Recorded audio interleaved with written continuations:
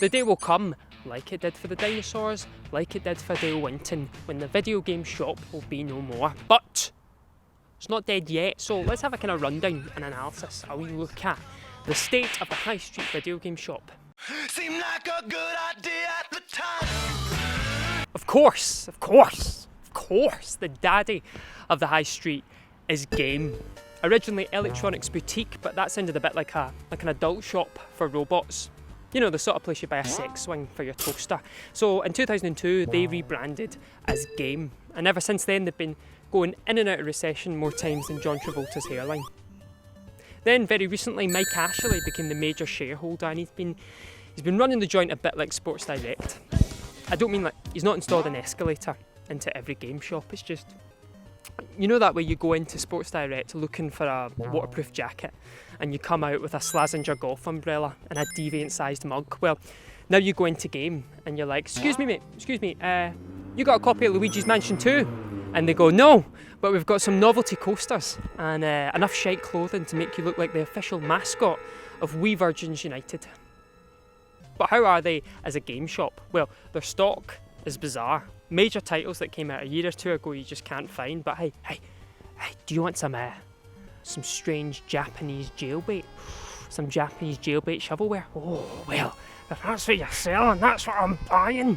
And fucking check the price of this copy of Super Smash Brothers. It is fucking pre-owned for But the saviour of the high street, surely, CEX. A place of colour and cartoons, a place where every single shop has varied stock, a place where prices are alright, the only place in existence where you can trade in 5,000 copies of Bad Boys 1 or Bad Boys 2, there's no prejudice here, and walk away with a recent release. But where CEX really earns my respect, is with these glass cases. These lovely glass cases full of retro stock, giving them the care and respect they deserve. You don't see that anymore. You certainly wouldn't see that. King Game certainly wouldn't do that. The only thing you find in glass cases at Game is the pre-owned burner phones of Scotland's drug dealers. Go to Kelvin Grove, look at all the stuff they have in glass cases there. I ask you this, can any of that stuff play Batman the Animated Series on the SNES?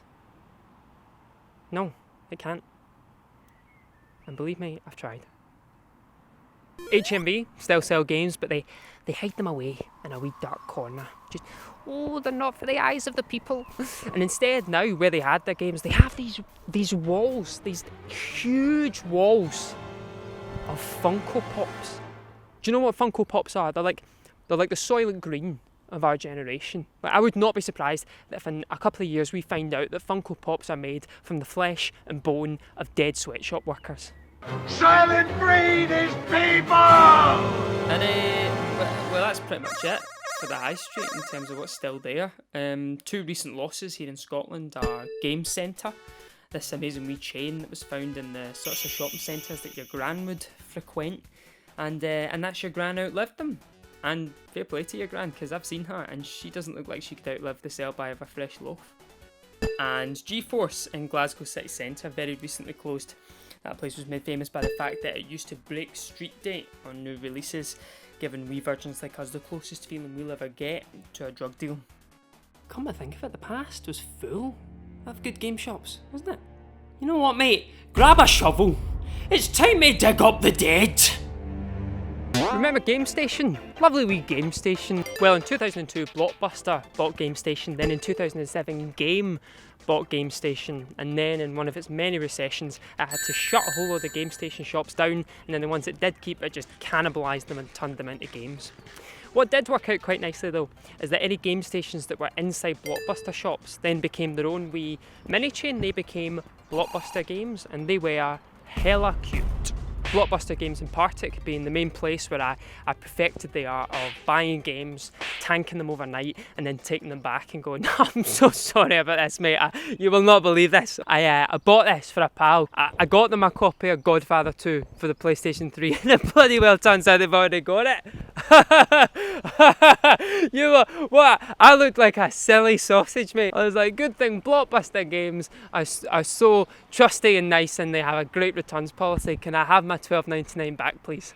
But sadly, with the closure of Blockbuster, my favourite branch of Blockbuster games closed, the one in Partick, and then the Morrisons next door just decided to stretch out, take over the whole bit. Oh yeah. Oh, I might put like a wee fish counter here or something, maybe like a bread bit.